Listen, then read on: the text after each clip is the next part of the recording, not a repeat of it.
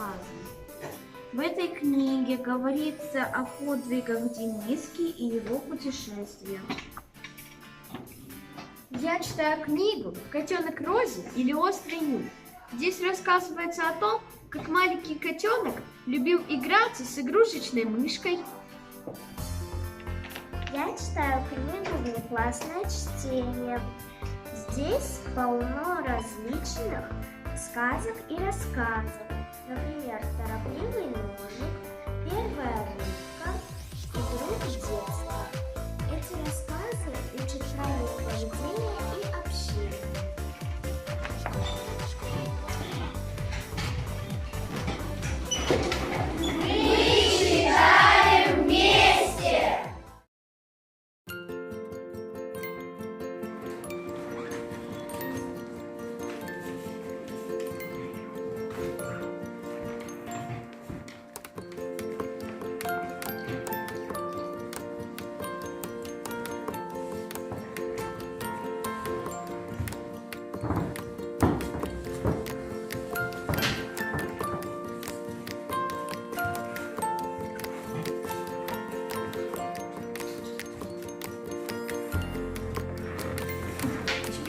Читая сказки Андерсена, дети учатся стойкости, доброте и искренности у прекрасных и благородных героев Андерсена. Если все дети будут читать сказки Ханса Кристиана Андерсена, мир станет лучше и добрее.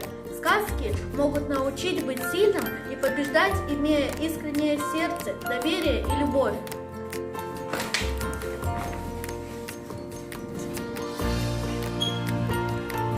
Трудно найти человека, который не читал в детстве сказки Ганса Христиана Андерсена.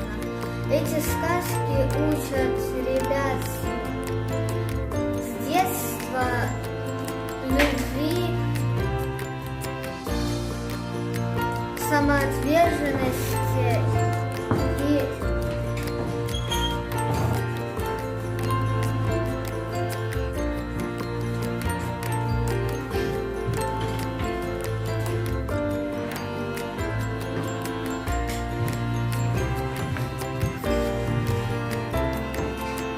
Читать!